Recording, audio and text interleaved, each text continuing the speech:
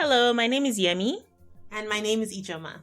And together we host Africa in My Kitchen, a podcast that is produced by Tunuka Media. This fun podcast explores meals from each country in Africa. We talk about the country, discuss the meal itself, and draw from our experiences to share why we are, or are not, excited about the meal. A new episode airs every 2 weeks. So join us for the hits, the misses, the laughs, and the cringes as we eat our way across the continent. Come back often, share with your friends, and add the podcast to your regular podcast rotation wherever you listen to podcasts. Now, it's time for this week's episode.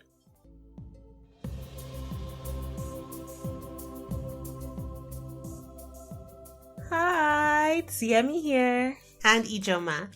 On this episode of Africa in My Kitchen, we are excited to bring you Foutra, a pancakey coconutty bread from Comoros. To mix things up, we are starting with a proverb from Comoros that we both love. A chicken with beautiful plumage does not sit in a corner. It does not.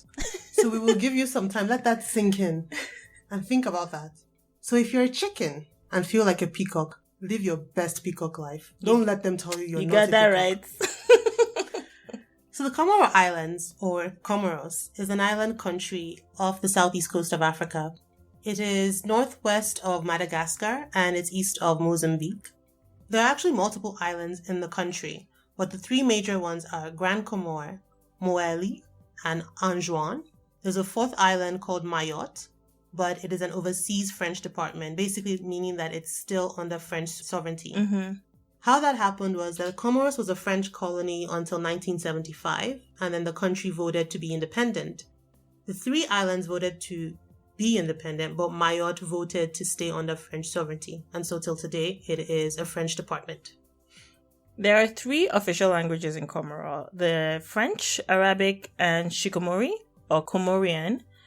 Shikomori is actually a collective name that is used to describe the four local languages spoken in the country. Exactly. And because Mayotte it's kind of complicated. I think Comoros and Mayotte have a complicated relationship. So even the four local languages that we're talking about, one of them is spoken on Mayotte. Okay. Can't say we don't have drama in Africa. Not even a little bit. Moving on.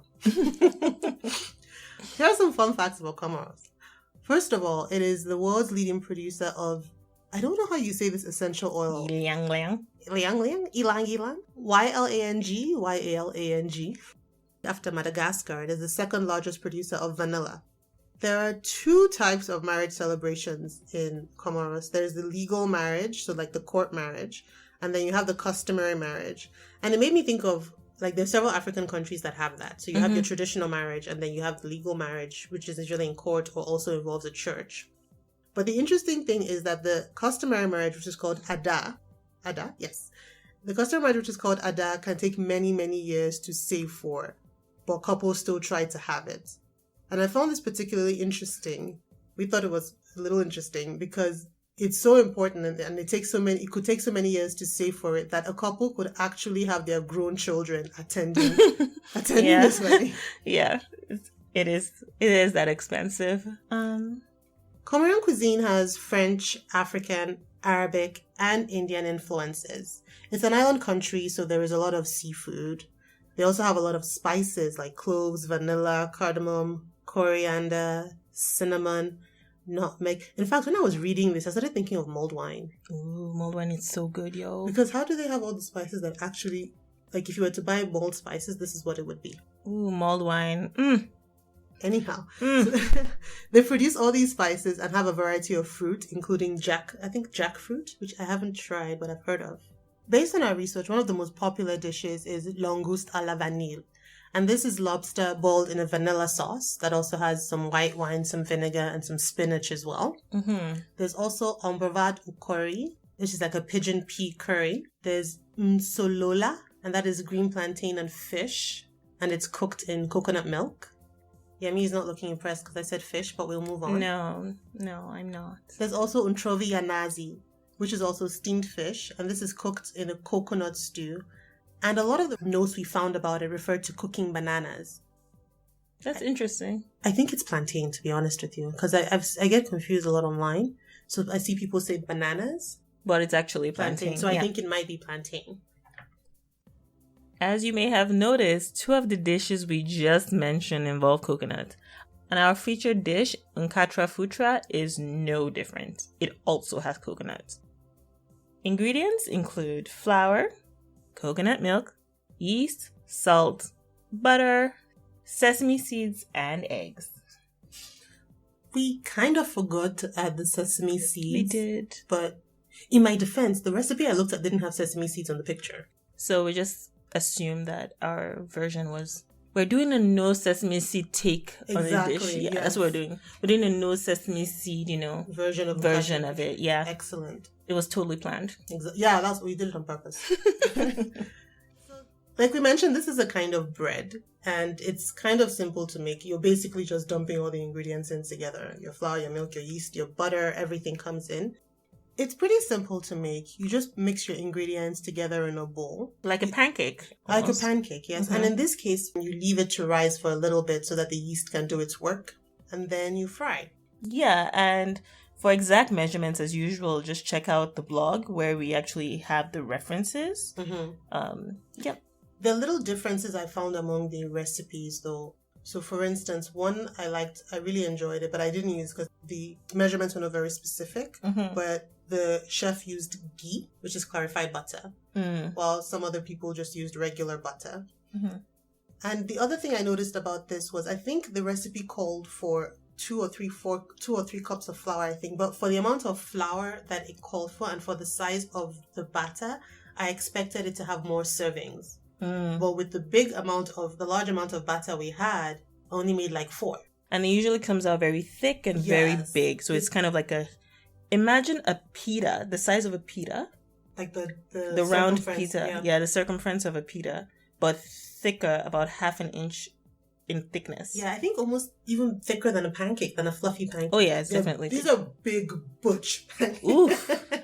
It tastes good though, but Ijoma is going to go into how to make it and talk about that, but oof. So you mix everything together like we said, and you just fry in batches. I would recommend using a really good pan, like a cast iron pan if you have one. And the reason for this is that if you're not using a good pan, your batter might stick. And I tried that the first time. The first attempt wasn't very good. We'll actually post this on the blog so you could see the difference. The first attempt wasn't very good. And so because I wasn't using a very good pan, I found that to compensate, I had to use a little more butter than I would have had to use.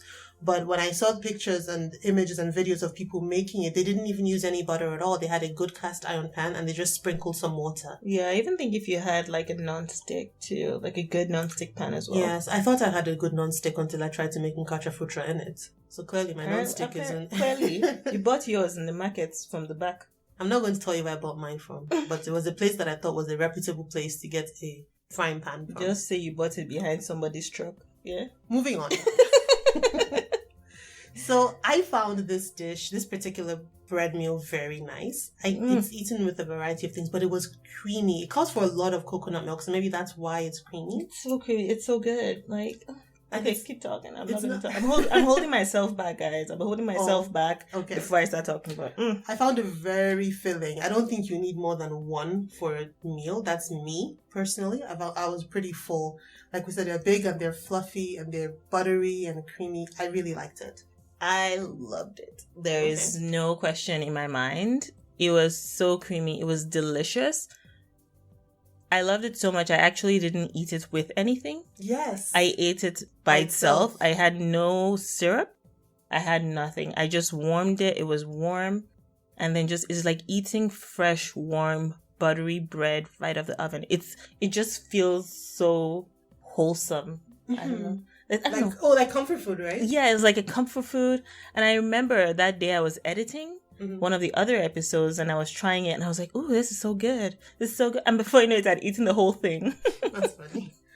Oh God, that was bad. Like I had to report myself to Ijoma. I was like, "Oh my God, Ijoma, look at what I did." And it is, that's my only, My one thing was, this is, for someone like me, I was like, well, this is so bad, but it tastes good. I know. It's because so the flour and the coconut and the butter, but it's really delicious. Yeah. We really liked this I one. did debate if there was a way to make it with Don't say whole wheat flour. With whole wheat flour. Don't say whole wheat flour. I mean, why do you guys have to ruin this? It's a good thing. Don't spoil a good thing. It's a good thing, but some of us need some whole wheat, and you can think of like people that require it whole wheat as part of their meal.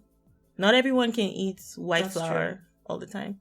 So I don't think it will be quite as nice, to be absolutely honest, only because whole wheat is more dense, I find. That's true.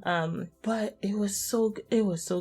It might not be too bad though, because I'm trying to think with the coconut, if you get a really good quality coconut milk that's creamy, that might help. It might not taste as good, but it won't be that bad. I do think you could possibly try it with whole wheat. It just might not be as fluffy. It will just be a lot more dense. Yep. Moving on.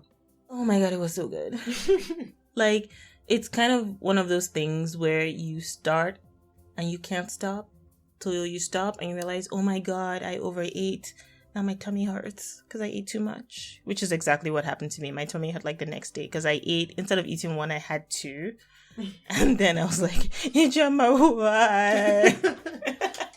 Anyway, that was my experience. I absolutely loved it. I have absolutely nothing bad or evil or I have no reservations about this. No, not one little bit. Comoros, we love this dish. We did. Thank you so much for bringing this to this world. Thank you. So, that being said, we have come to the end of this delicious episode. Comoros, again, thank you. Ijoma, you're a real G for cooking for us. Thank you. My stomach thanks you. You're welcome. All right, friends. Catch you next time. Don't forget, like, share, and subscribe. And, stay safe, y'all. Bye.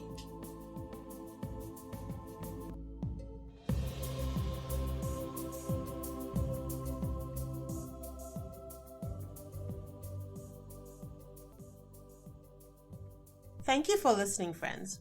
As a reminder, the podcast is released every 2 weeks. Follow Tunuka Media on social media, including Instagram, YouTube, Facebook, and Twitter, to connect with us and be on the forefront of upcoming shows and program schedules. Links are in the show notes. Africa in My Kitchen is produced by Tunuka Media and co-hosted with 234 Pantry. So while on Instagram, follow my page, 234 Pantry, for more food-related content and fun facts about dishes and ingredients. Tunuka Media also produces another show called Overlooked, which I host, with more shows on the way.